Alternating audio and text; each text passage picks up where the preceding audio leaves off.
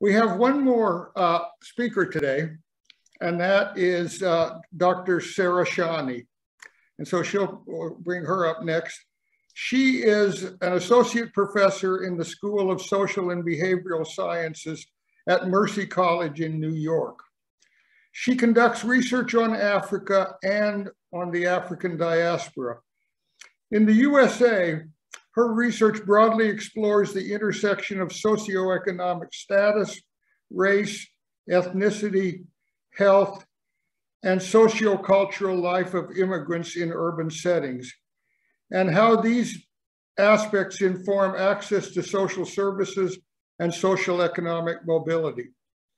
In Africa, she has conducted research on the configuration and consolidation of elites in Kenya. She is also the author of two books. The first is African Immigrant Families in the United States, Transnational Lives and Schooling. And the second book is Indigenous Elites in Africa, The Case of Kenya's Maasai. Most recently, she has been awarded a generous grant from the John Templeton Foundation for her project titled The Cultural Evolution of the Conscious Virtues, Character, Development, and Human Progress. So her topic today is the evolution of indigenous knowledge systems for a global world, virtues and morals in Maasai parenting practices. Dr. Shani, it's up to you. Thank you. Thank you very much for that generous introduction. And thank you, Dr. Waweru and Nora Langat for inviting me to speak at this conference. The topic today, and I'm going to just speak a little bit about it before I share the screen. The topic is the evolution of indigenous knowledge for a global world, virtues, morals in the Maasai parenting practices. This paper is part of the larger project that I'm doing in Kenya among the Maasais, and it's funded by the John Templeton Foundation. I would start by saying indigenous knowledge systems evolve and sometimes can be repurposed to address the challenges of living in an interconnected world. Despite the impact of globalization and the spread of Western ideas, such knowledge system can still play a vital role in indigenous society, much what has been discussed by other presenters. So this ethnographic research examines the moral values and virtues educated parents teach their children to enable them to flourish in a current market economy.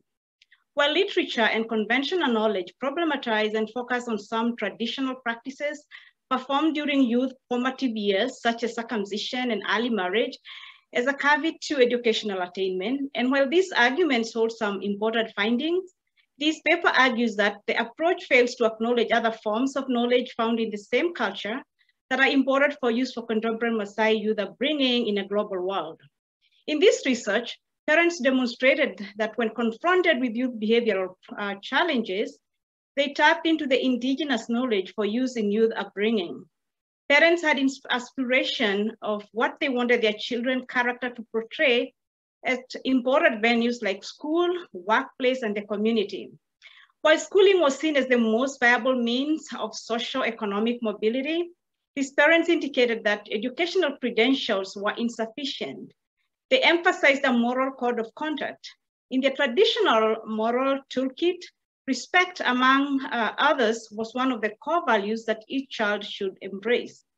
This research further demonstrates that even when parents have come from privileged background, they understood that their economic status and the resources they provided for their children, though very necessary, were not enough to make them flourish within the contemporary market economy. Children needed certain Maasai cultural values and virtues to excel.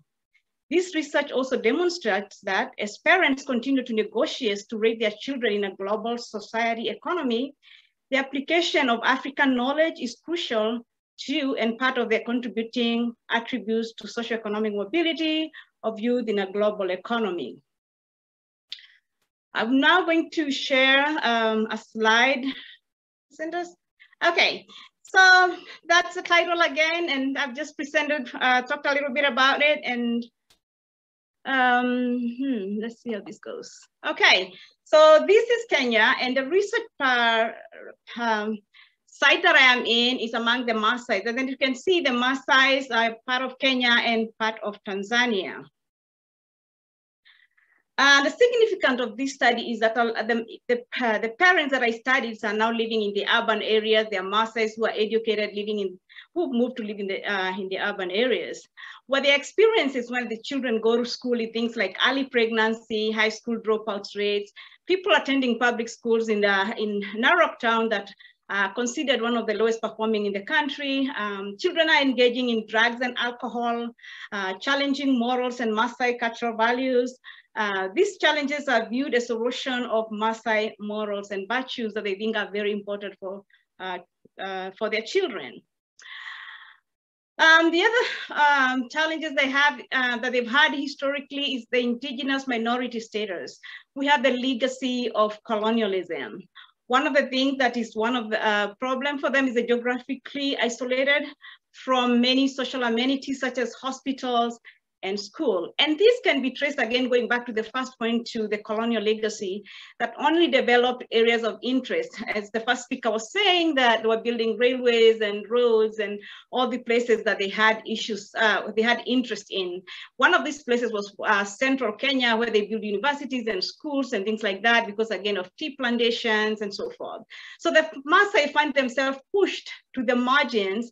And so they are really still trying to catch up with other ethnic groups in terms of education and economic development. Just to demonstrate this, the first university that was built in Maasai land is just like 13 years ago, the Maasai Mara University, when we had other places where universities were built in the 60s and the 70s and so forth. So these are people who are just probably coming into the whole debate of education and trying to succeed and trying to catch up with the rest of ethnic groups. And I think this is similar to, this is something that goes, cuts across the whole of Africa, like where Europeans had interest, those places have developed, the ethnicities in those groups have probably more educated, more participating in the national building projects and things like that. So we go back to this topic here, that is the need for research. I don't think we can see the title. So the need for this research is the process of moral and character development and studied, particularly in non-Western context. Most of the theories are based on research among the Western, educated, industrialized, rich, and democratic societies, which limits their generalizability. So they also use the deficit model that focus on failure and that overshadow indigenous funds of knowledge found in the minority cultures, and that are important in contemporary youth upbringing in a global world. So this research also talk about what the cultures and what the parents are doing for themselves, as opposed to what are the governments doing for the Maasai people, what is the schooling system doing for the Maasai people, and brings in again the power of the parents, like what are they doing for their children? Okay, so my research questions were mostly three, and one of the questions that I asked in this ethnographic research, field-based research, is what aspiration do parents have for their children's future in a global market economy? The second question was, what mechanism do parents engage to make them meet this aspiration? And then the final one is, how do good Maasai morals benefit the child or the family? I wanted to keep in mind that the question here is asking about the child and family, because the findings are going to go beyond that. So I want to place the Maasai under the global market economies, so that we understand who the Maasai are, contemporary Maasai. So though the Maasai are at the margin, as you would think, the peripheral, though peripheral Maasai people are very globally connected. Maasai land apparently is home for two of the most popular game reserves and game parks in Kenya. One is Maasai Mara and the other one is Amboseli. Their traditions and culture are an attraction to tourists from all around the world. In a sense, the Maasai can meet people from places like the US, Canada, and Australia, and Asia, more than they can even sometimes be able to meet people from their own country. So they're really so much globally exposed. So you might go to this place where people might say this is the middle of nowhere, but that's what there's a lot of interaction of tourist attraction. So there are about 33 registered NGO in Yorktown alone, with the prominent ones like World Vision, World Concern, and Compassion International.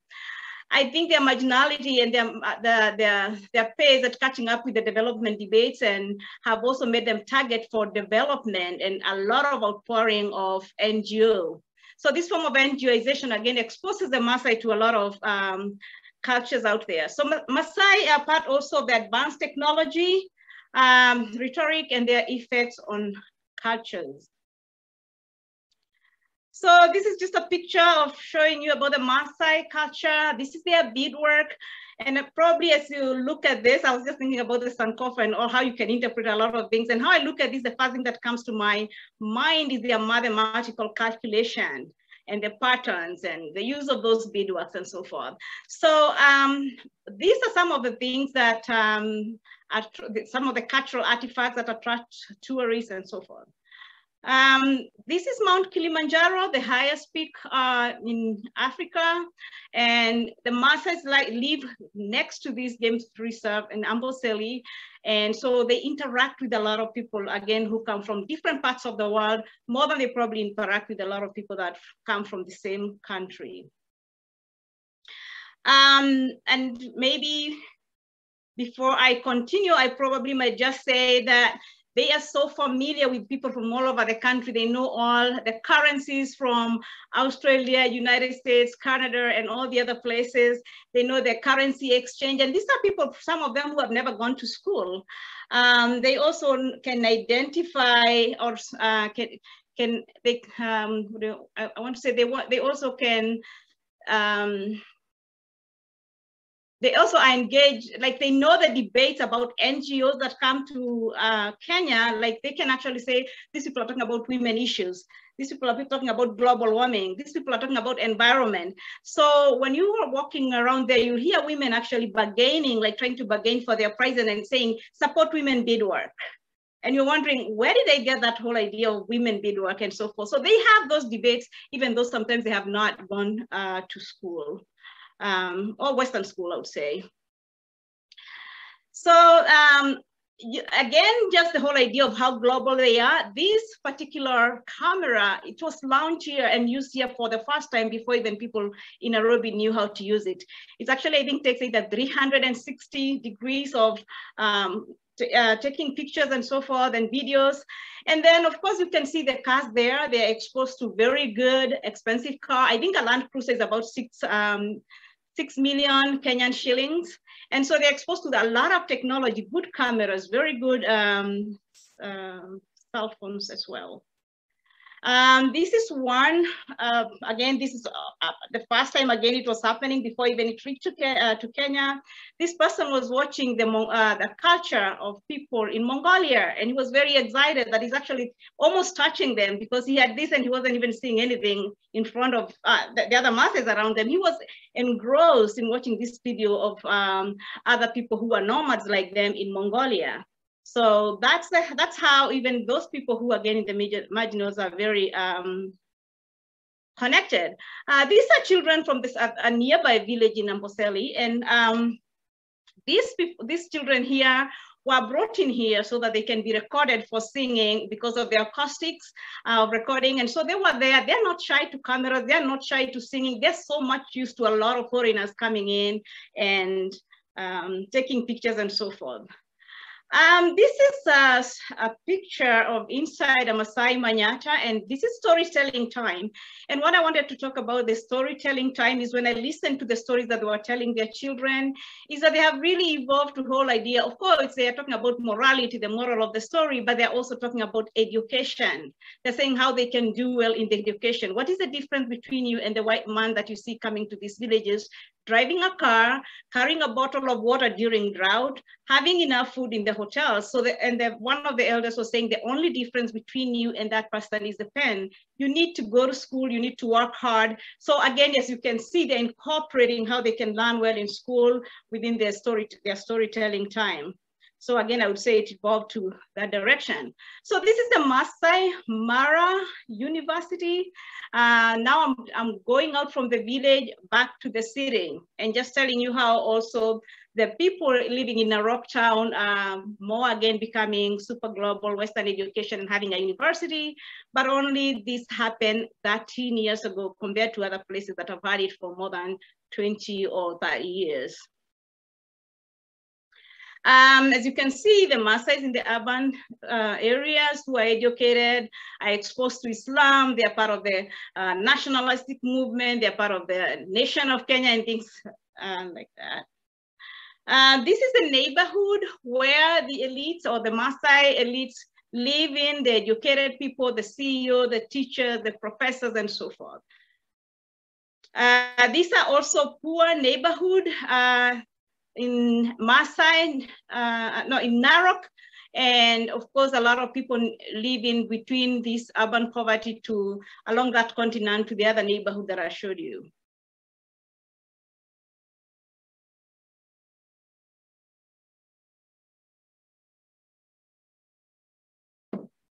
During my research, I'm engaging these free theories to help me understand the population that I'm researching.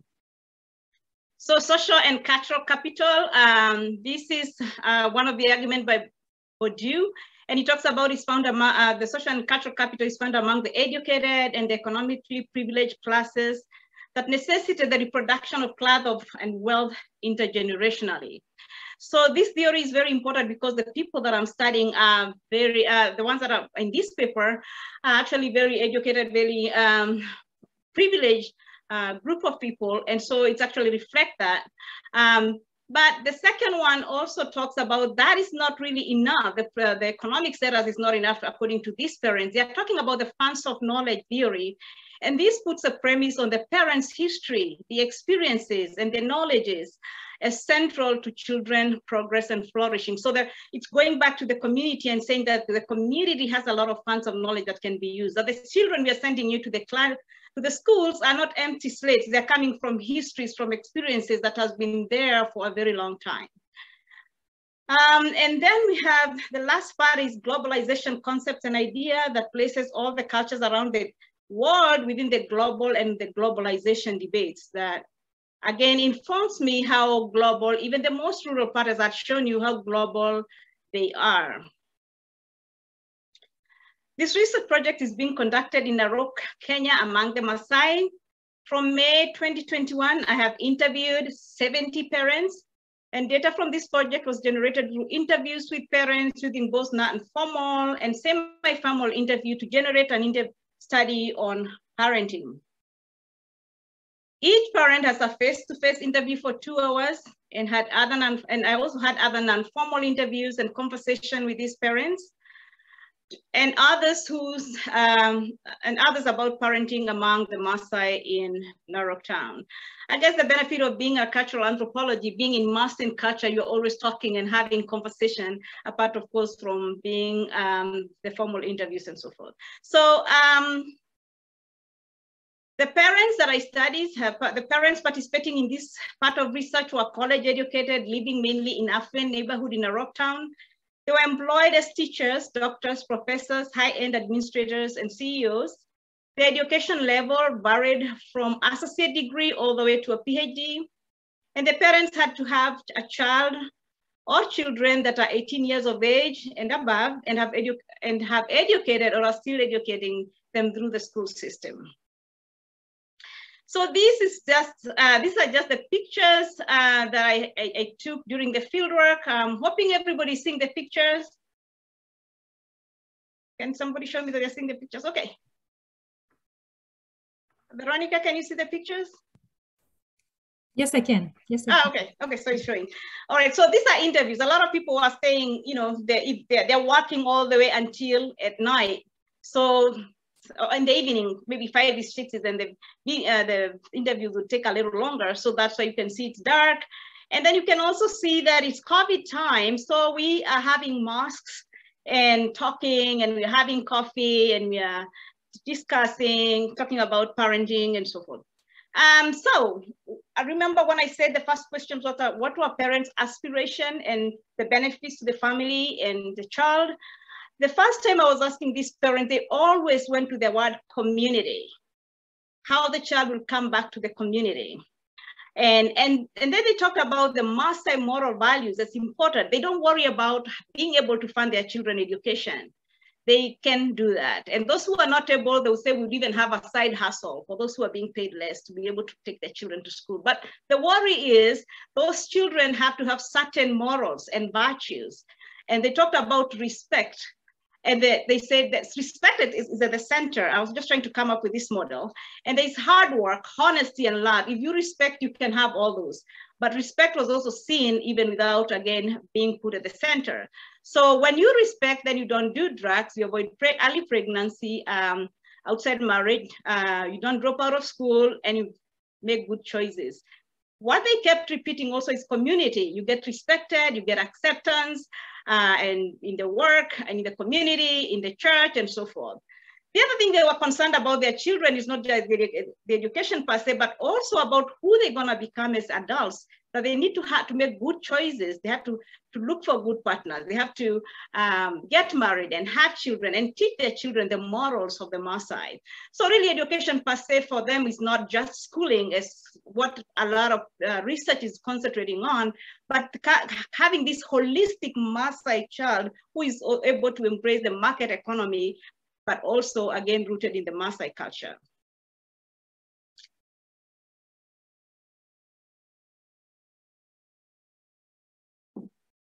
So the Maasai values and virtues, when you ask them what are the Maasai values and virtues, the parents talked in a summative or cumulative terms, or they talked on specific morals and virtues. So they'll say, as you can see, respectful and respect is in both the columns.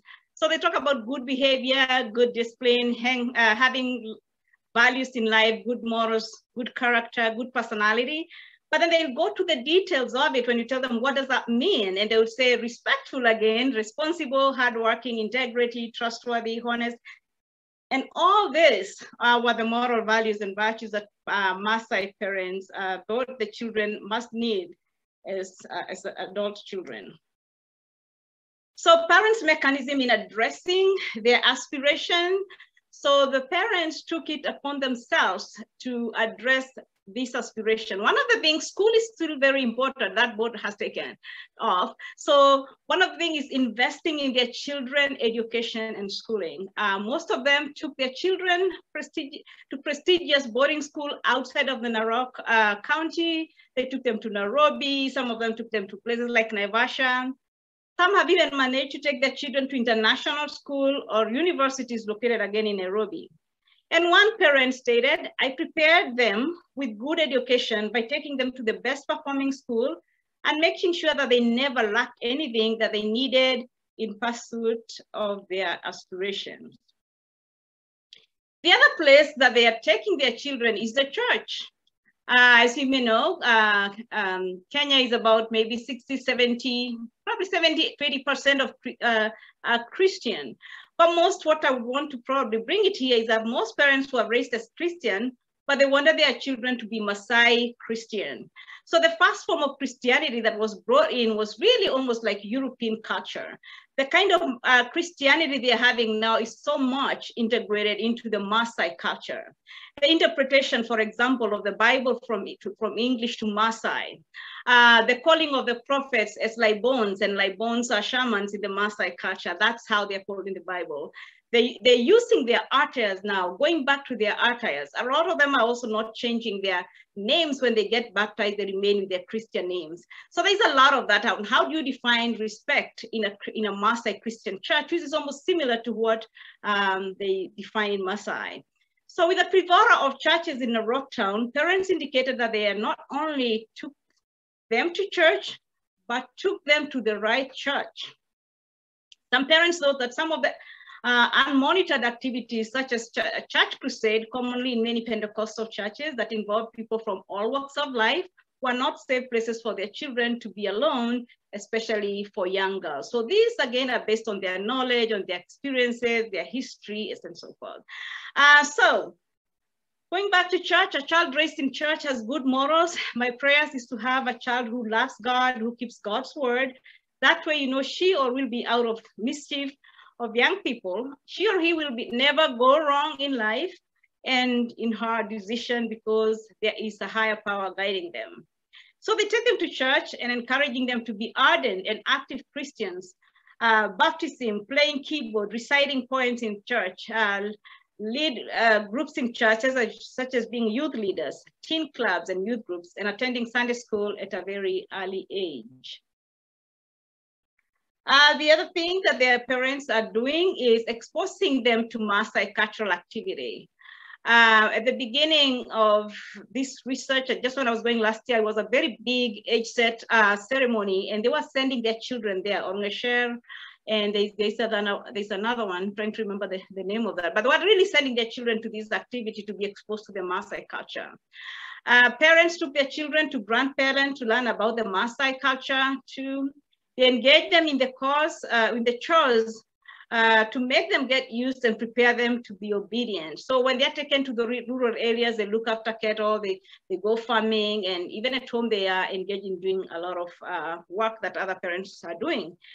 One of the parents said, I mentored them to be good people to the society by always accompanying me wherever I visit. I visit friends who are sometimes bereaved or needed our assistance. Sorry for the typo. And that will show them that their contribution in the society is required. But for sure, I know they continued with those values of kindness and compassion. Parents also took their children while visiting with well-schooled relatives so that they can see the lifestyle that those people are living. They also took them to various places, not just one for fun, but to show how education have opportunities for one to live in such expensive places and to meet friends. Children get to see quality life elsewhere where they get a lot of motivation and aspire to be like those people they're exposed to. A parent said, when we get into an expensive place, I tell them, you see, this is a nice place, but if you have money, you can be here with your friends.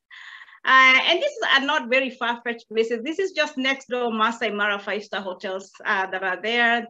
There are also other places in Narok, but also they can go to other places. They also use the control of media and technology. They buy their children books. They watch what they consider educative, and they also prevent their children from watching channels or they being distracted.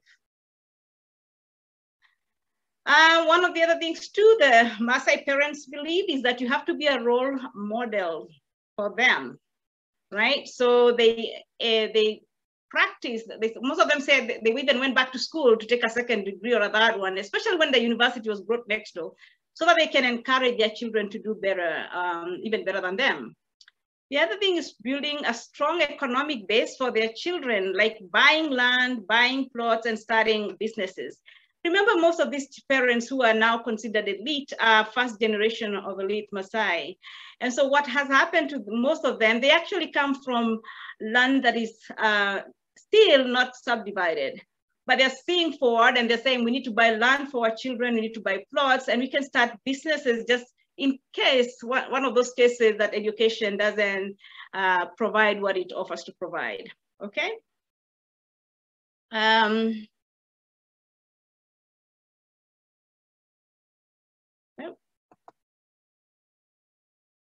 So in the end, this is what I think the values will do to their children. So that every child who is respectful at the core of it is going to be hardworking, honest, is going to be loving, will be result-oriented. These are just listing obedient, positive thinkers, and so forth. When we think about school and these values that they are teaching their children, then these children are able to transition from primary school, secondary school, and university, do undergraduate, master's, and PhD. They are also employable when it comes, not just having the credential, but also the values and the morals of the Maasai. They are able to be employable, they retain their job, they move up better and interact with people well in their job places. They're appreciated as role models. And now even with the age set among the Maasai, they're considering somebody educated. So you're Maasai, but they're also considering, oh, if you're educated, you can actually be able to lead us too. But apart from that, the education that that person must have is all these Maasai values. And these are observed from when that person is growing up, even before they got into schooling. I guess I move very fast in the conclusions. Okay, in conclusion, John Templeton emphasized the existence of the relationship between character and destiny, and the importance of studying the fundamentals of character development in contemporary young people around the world. For example, good character provides individuals with the capacity to function well and to contribute to the community as adults and to improve academic success and promote personal growth. Morality matters as cultures help guard their youth from simple forms of deviance, such as disobedience and disrespect to parents and community, to more detrimental forms like early pregnancy, dropping out of schools, using drugs, involved in gangs, violence, or joining terrorist groups. The rhetoric of youth being the future of the society is shared by most cultures around the world. While aging is one of the greatest issues, now bring the whole debate back to Africa. While aging is the greatest issue for most parts of the world in the West, it's different in Africa. By the end of this century, half of the youth in the world will live in Africa. By 2020, the youth in Africa will double to about 400 million. In Nigeria, one of the big economies, the youth will increase from less than 35 million to more than 80 million. And by 2050, I know this was a little controversial at the beginning, most people around the world will be living in cities. Oh, no. Yeah. So then to ask questions is like, how will African cultures adapt to the changing demographics? How will African knowledge evolve to meet the needs of the 21st century that is so globally interconnected? In what ways are African spans of knowledge helping to raise or the evolving, in what ways are African funds of knowledge helping to raise children that will flourish in a global world?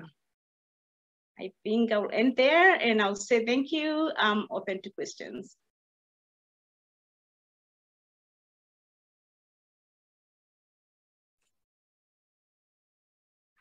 Oh, thank you so much. There was a lot packed into that talk. It's very amazing. I've got 2 questions here. I'll go right to them. Mm-hmm. The first is from Sonia Marusa. Sarah, I agree with you that respect is at the center of values. In my MA thesis, I also found respect to be a key element of moral behavior among the Akamba. You cannot measure what you have not defined. I'm curious to know how you navigated the conceptual language differences between English and the Maasai languages, as well as your strategy for uncovering emic Maasai values. Thank you, and thank you for using anthropological terms, the emic. Yeah, so the emic way is how the parents actually interpret what they're saying. When I asked them the moral values of the Maasai, they kept on repeating respect, even when I told them, okay, how do you define respect? And I think everything that I have here is from the parents mostly, what they said. So they have a summative way of talking about respect, and they have just the individual way of looking at it, right? So it's part of the qualities that you have, but they also say that respect makes you also keep all the other qualities, right? And then you tell them, okay, show me an example of respect. And you'd expect like one very big stuff, but one of the things they say, greetings.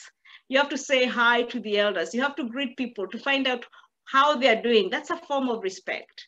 And people appreciate that. And it doesn't matter your socioeconomic status or who that is, you just have to greet them. That was one form of respect. The other one is listening when the elders are talking or standing up for the elderly, things like that. Okay, let me go to the next question. It's from an anonymous attendee. Mm-hmm.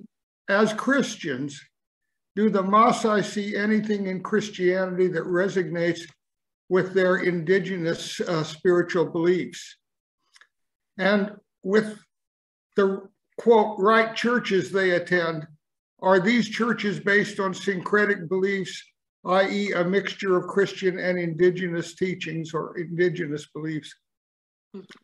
That's an excellent question, because I have a lot of data on that. When I was, when they started talking about Christianity and they talked about morals too, and I'm like, oh, do your morals come from Christianity and from culture? And they said they come from both. Christianity and culture are the same. And what I would say is that there's a lot of similarity between Christianity and Maasai traditional religion. Maasai traditional religion they believe in God, right? And they believe in one God. So they are monotheistic to begin with than like Christians. The other thing also is a lot of traditional in the Old Testament reflect their cultures, the nomads, the way of moving from one place to the other place in the history of the children of Israel. They also have a belief that they are a branch of some of them, not all of them, they are a branch of the lost tribe of Israel. When they try to, and there's a word Maasai, of course, in the book of Leviticus and things like that they can bring up. The similarity is so much a lot, and this is something common in all religions around the world, really, that they have things that really cut through along so many religions. One of the examples is like offering sacrifices, the importance of water, believing a superpower out there. Yeah, so there's a lot of similarities between, just to make it cut it short, it's just, there are a lot of similarities between Maasai and Christian religion.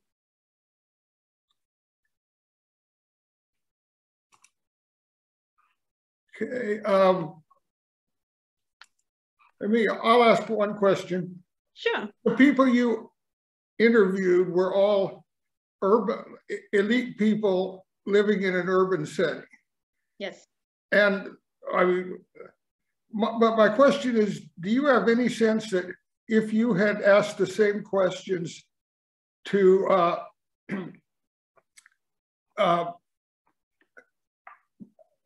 cattle herders living in the rural areas, mm-hmm. Do you think you might have gotten the same answers, or would it have been, is the culture very different?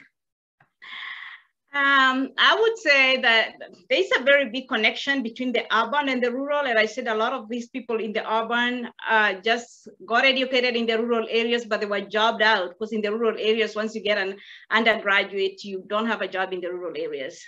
So they really grew up in the rural areas. Their parents are there. So they have to move to the city if you have an undergraduate and above, because the highest levels of institution there are probably primary schools. Well, now we have NGOs, so that is kind of changing. So, and NGOs and development have you have to become a Christian by default, because a lot of these NGOs are, again, Christian-based. So a lot of people in the rural have converted to Christianity, but there's also a group that hasn't converted to Christianity. But I do know that interviewing and talking just randomly at one of the persons, which something I cannot empirically prove yet, is that they say the only thing that Christianity brought to us is Jesus. Otherwise, everything else they tell us is the same, right? Okay. So that's, yeah, in the end, this project is actually going to be comparing the city, and it's going to be comparing the rural areas. I think I have 3 villages that I'm going to be comparing, but this is just the beginning of the first series and what they're thinking.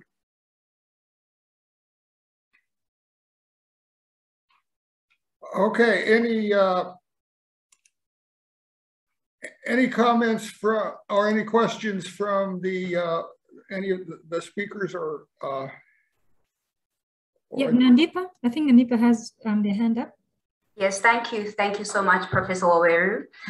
Thank you, Dr. Sarah Shani, for your presentation. I think that was amazing. And I just have one follow-up question. It might be actually similar to something that has been addressed.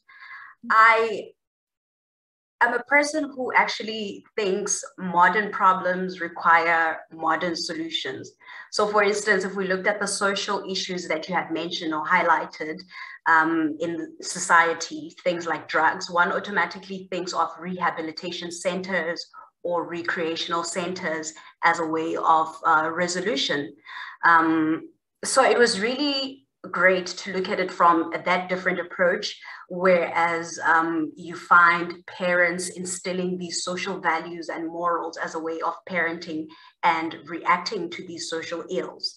And what my question was looking at, or my curiosity, is at this point in time when you did your study, did you notice any difference with regards to the way that upper echelon classes versus lower class citizens respond to social ills, such as drugs, teenage pregnancy, et cetera, are they instilling these same social values and morals in response to these social ills?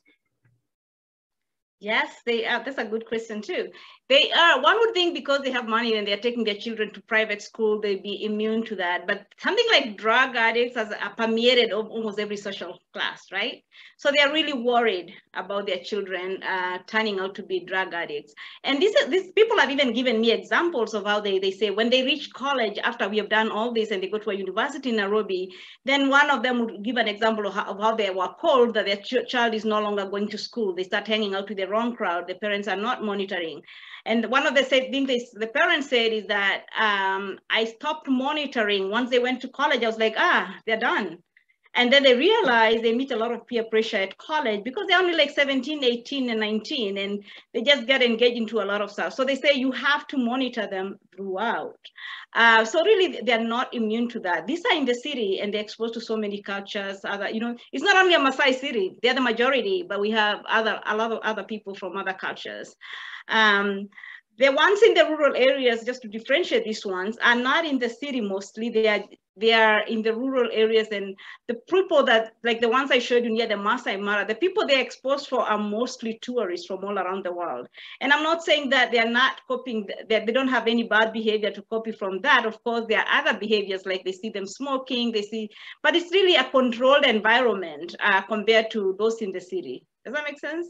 Yes, yes. Thank you. Thank you so much for answering that. Appreciate it. Mm-hmm. Okay, I'm just looking to see if there's anybody else with any questions. Here we go. Veronica Waweru. There's someone in the Q&A, and I'm going to give them priority before I ask my question. There's someone in the Q&A, I think. Oh, it popped up. Okay. Oh, good. Okay, thank you. Yeah, anonymous attendee, how do you understand the current context of the struggle for land sovereignty and the opposition to removals among the Maasai? Yeah, that's the struggle of a lot of indigenous around the world, to own land. And I guess that I think I want to understand what they mean by land sovereignty. Anybody elaborate that? I guess it means that their ownership of the land is recognized and not questioned. I don't know. Okay, so the way I'm getting it is just they have this, I'll probably talk about their land issues. Most of them are in the reserve or their land is not fully divided. So we have a whole big group of people. There are those who, like, it depends on where the missionary started. Those people have moved on, they have divided land, they have fenced out their lands, and they are even doing agriculture, modern agriculture. But then we have the more traditional ones, like the ones living near the park. And those people still live in reserves, like their land is not divided. It's like owned by a group ranches per se. And the struggle is now when we want to maintain the animals for tourists more. And of course, they are told now you cannot graze in the land that you used to graze in. And while they have these cultures that have coexisted with this wildlife and the environment for centuries, it actually was considered wrong for them to just kill animals aimlessly. And the Maasai don't even, it's not in their culture to use wild animals, because wild animals were considered for, quote unquote, the poor groups like the hunters and gatherers. So the whole idea of being pushed and pushed, that again is happening. And the other question is of the elite, who now get educated and get money and buy or carve out big land without considering those people who have not gone to school, and the impact that might have in the future in terms of land issues when their children later come up and say, where is our share, right? So sometimes this can be a recipe for conflict, or because I think, yes, so the other thing also that I've been asked, it's the whole idea of whether the land should be divided. I'm still pushing that sovereignty word, whether the land should be divided or not divided. I do think if I would be asked, I would probably say it get divided, because then for some reason, land that people are living on reserve, and I'm Maasai myself, so I'm from that area. For some reason that the land is not, when people see land that is not divided, people tend to assume that it belongs to no one. So let's say gold is discovered or oil is discovered, they're just gonna be pushed a little bit more, right? Like just the way they're being pushed off the parks. And then something else is gonna come in and they're like, oh, just move. Oh, that's water reservation area. You can't graze there anymore. And now you can cross to Tanzania because that's Tanzania and not Kenya. So there are all these things that keep pushing you. But once you have your title deed, you can develop yourself. You can take loans. But I don't think you can do that when you're still living in a communal environment. But I'm sure there are many other schools of that that might have a different opinion.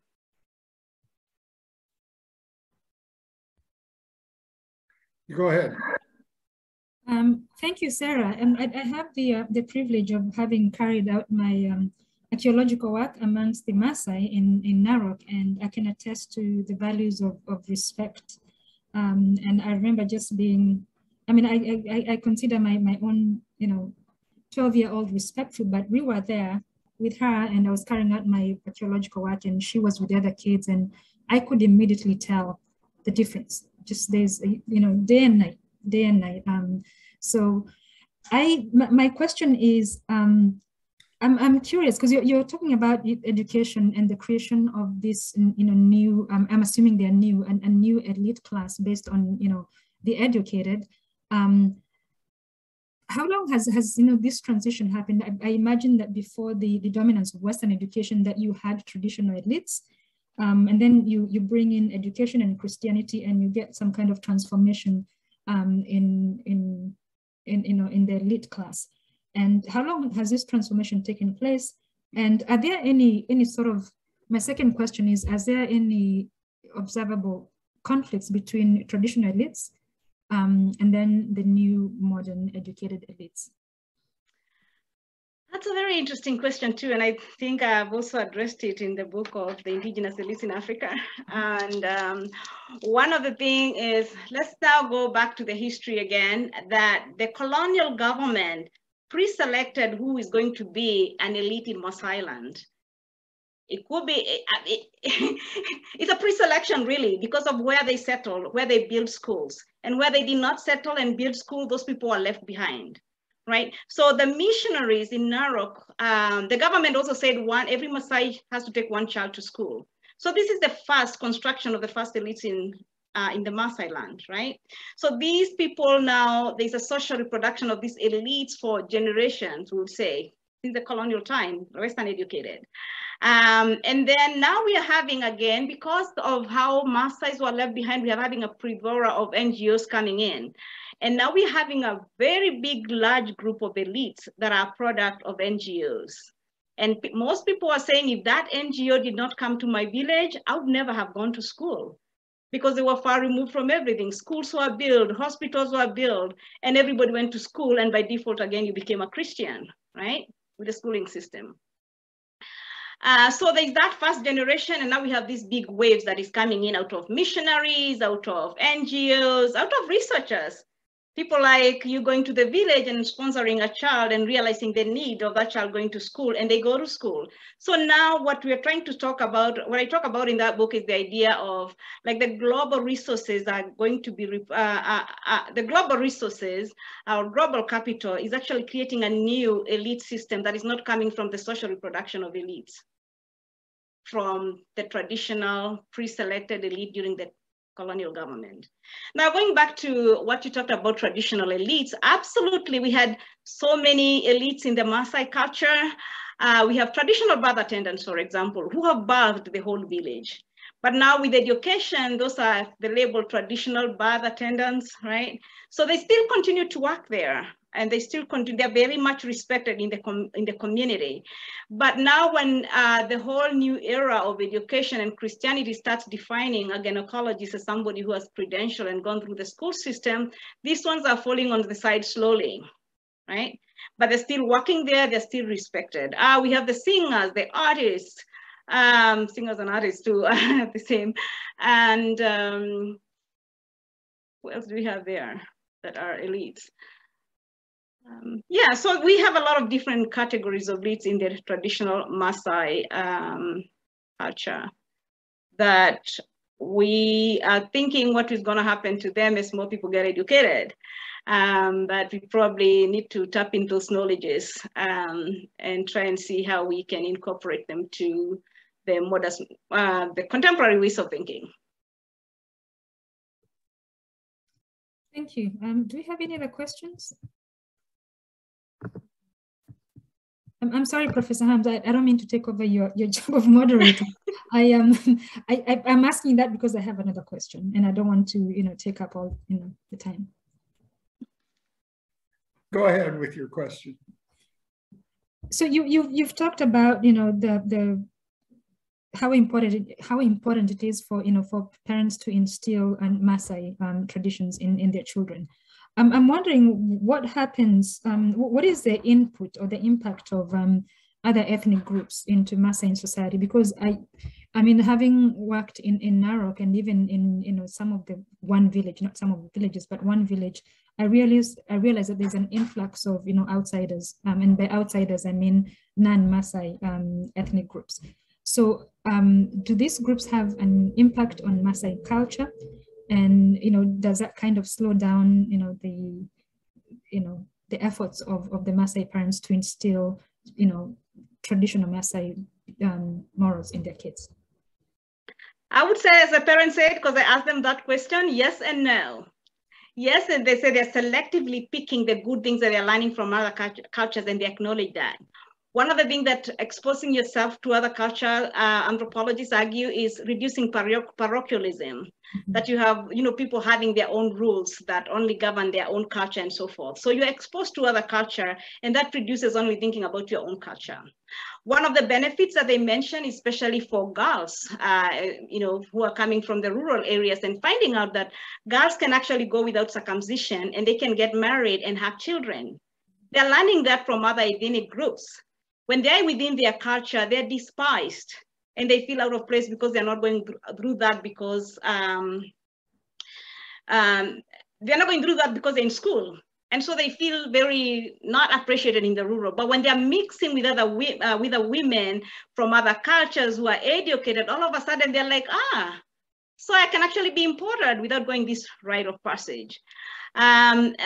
First generation of children who are actually seeing other people going to college in other cultures too. As I said, a lot of people in Maasai land are really still accessing the education system, right? So a lot of them are seeing other people from other cultures and they're growing up that way. Yeah, the negative side, the bad side, they say, is that people are exposed to drugs, like Mira that is found in other cultures, opium and all the others. Mira is cut, for those who don't know what that is, and other things like drugs and things, these drugs, there's alcohol. Yeah, they find that other cultures sometimes are more exposed to that. And so they don't want that. And then the other thing is the mannerism, like greeting with the hand. They say, we don't want our children to greet the elders with their hand. We want them to bow. So they're like, okay, we don't, and these children forget because they've interacted so much. They've gone to boarding school. And when they come to the village, they're asking their mother, so who do I greet with the head and who do I give the hand? And so they feel like that interaction outside has also affected them. And I'll say a final point is the whole idea of educated parents having house girls. Education and employment takes a lot of people out of the family. So the children of these elite people are being raised by house girls from different ethnic groups, the Luyas, the Kisis, the Kikuyus, and so forth. So they're actually learning Swahili more than they're learning the Maasai language. So the parents are like, I wish we had more time with our children so they can learn the language, so they can learn more of the culture, because they're more, the house girls, or the house helps, as we call them there in Kenya, are coming from everywhere, really. So they are learning different cultures, which is good, and sometimes which is bad, and along that continuum. So they pick, they selectively think it's educative, but they also think there are things they need to hold back.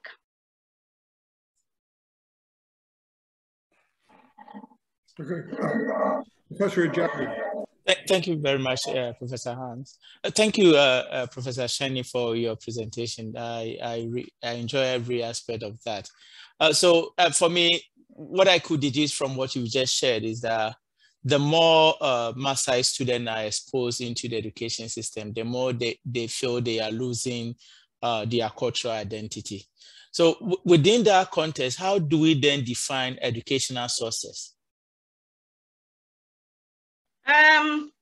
Education sources, I think everybody is educated from the time they are born through, and people are being educated everywhere. They're being educated in the museums, in the street corners. They're being educated in school. They're being educated in storytelling from their parents, like the ones that we saw. So children are learning. They're observing the tourists. Like most of them would ask, why do they have water and we don't have water? Why are they driving these expensive cars and we don't have these expensive cars? Right, so they're learning, they're seeing all that, and they're asking their parents questions. So I do think education takes place every time. And I think that, and that's why I said education stroke schooling, because there's education that takes within the confines of the school walls, but the education is taking place everywhere.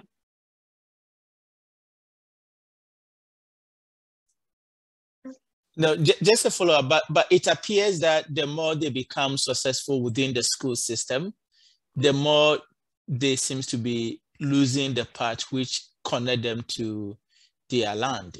And I am interested in terms of how the sense that, you know, how that is being taken up. And here I'm also making reference to my own lived experience. I've reached a point where when I return to Ghana and I'm talking to my elders, they know that, you know, the person talking to them looks like their son who left for Canada, but my manners and everything clearly indicate that, you know, perhaps an alien abducted me and replaced me with a different body.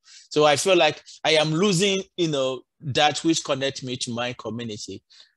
So school success has come as you know, at a cost for me, because, you know, I've lost what, you know, that which makes me whole. And I'm just wondering, you know, in terms of what is really also emerging among the Maasai culture, you know.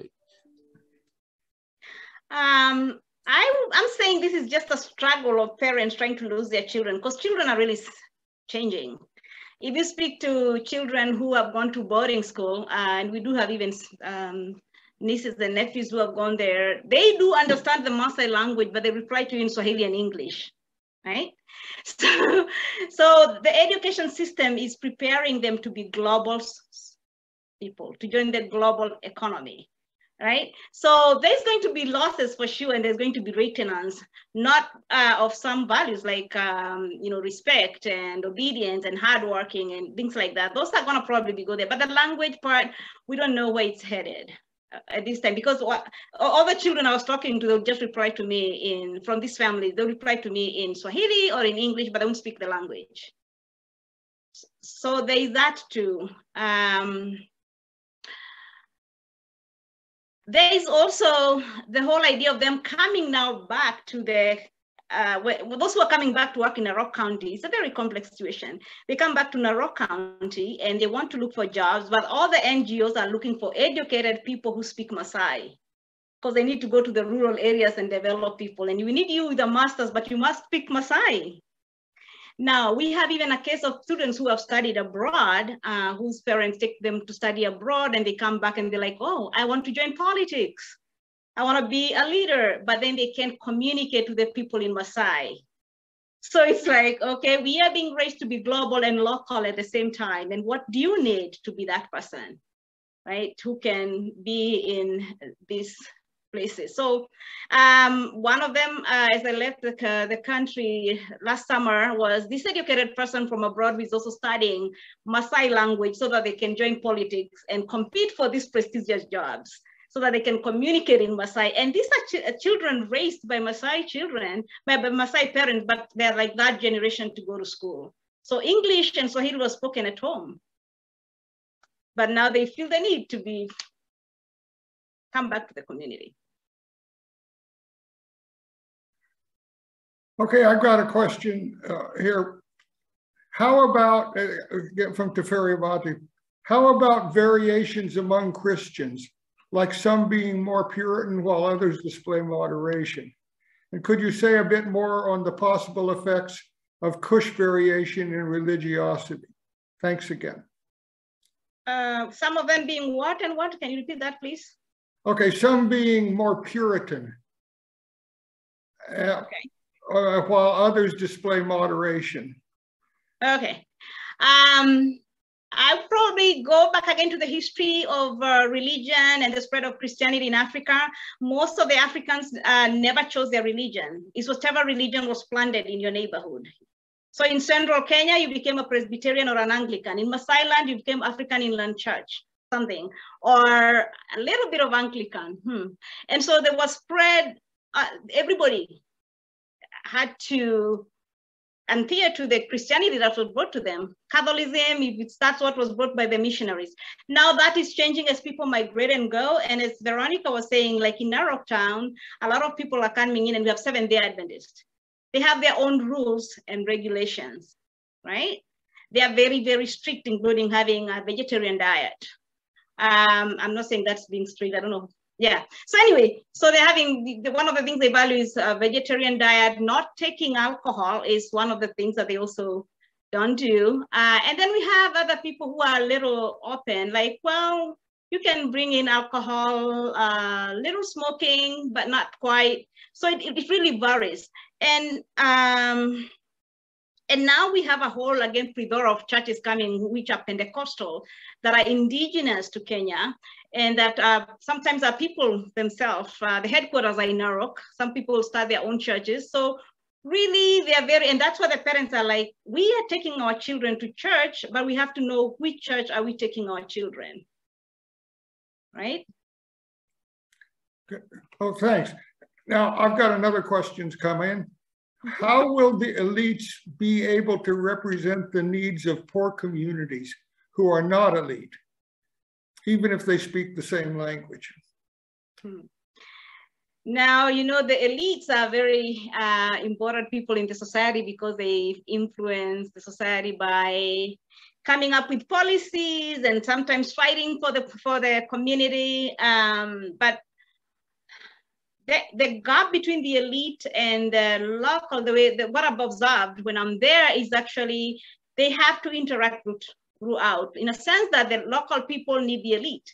If you want to be a president, if you want to be a member of parliament, you have to be interacting with the people. You have been going to the churches for fundraising in the churches. You have to be a member of board in some school. So there's a lot of interaction between that. But of course, there's also the whole idea of elites taking advantage too of the local population. That can happen in terms of land grabbing, that can happen in terms of, I think that's the one that comes on top of my mind, is like the competition for resources and preventing also their privileges. But the idea that they need the local people, that's very important, because we have NGOs that are there, and NGOization in Maasai land is just so big. It's a lot of NGOs there. And so they really need the community. They can't work alone. So they're all those dynamics of, you know, protecting your privilege, fighting for some fighting for the communities, and so forth. Okay, Professor Ajayi. Yeah, thank you again. I want to follow up with, you know, just the last question in terms of what are some of the tensions that is emerging between the values that the elite brings and how it's also bringing even a challenge in terms of what is valued among the indigenous, you know, Maasai. So for instance, the elite are coming with, you know, the material goods and suddenly put them into an element of, you know, certain element of respectability, which sometimes bring a sort of challenge in terms of how leadership and eldership are adhered to within the Maasai culture. So how do they strike the balance? Do you see those tensions? You know, so somebody who is a Maasai child who went to school, became educated, now returning, you know, with all the material things, and suddenly they are seen in a different category. How are they able to maintain the cultural values of, let's say, respectability, given the different dynamics that comes with that? They definitely admire schooling right now because their economic life has been challenged, especially during droughts when all the cows die. And they're seeing the people who are educated and having houses, having food, starting businesses for their parents. So they really value that for sure.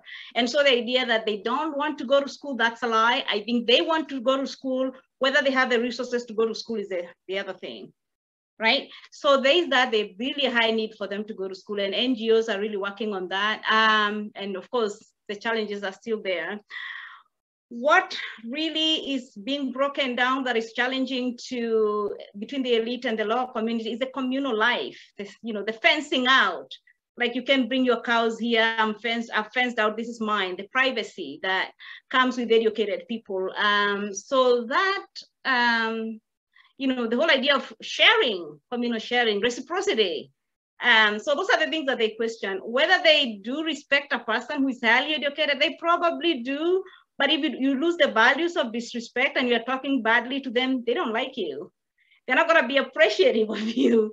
And they're not going to vote for you. So if you're coming in as an outsider, you better say, I embody these values. I am going to fight for you. I'm a Maasai. I respect people. I'm walking with the stick that the elders carry. So I'm actually an elder. And now what is happening is that they're realizing how culture is important. And there's this ceremony that was there to initiate elders that takes place outside, far away. And they build semi-structure, you know, what do we say? They build like houses that can be destroyed right after the ceremony. And so what the politicians and these people, just to get accepted in the community, are doing, they're going there with tents. We even have people being dropped by helicopters, just to show that even though we are educated, even though we are so socioeconomically privileged, we are still part and parcel for this community. And so you wouldn't even differentiate once they get out of the helicopter or their land cruisers, because they are dressed like them. They have the orca on their head. They have the walking and talking stick with them. So those forms of identity is what the elites are struggling to fit in, to say we are still the same. Okay, we've come to the end of the session. We've run out of time. I'd like to turn it back now to the organizers of the conference for closing remarks. Thank you.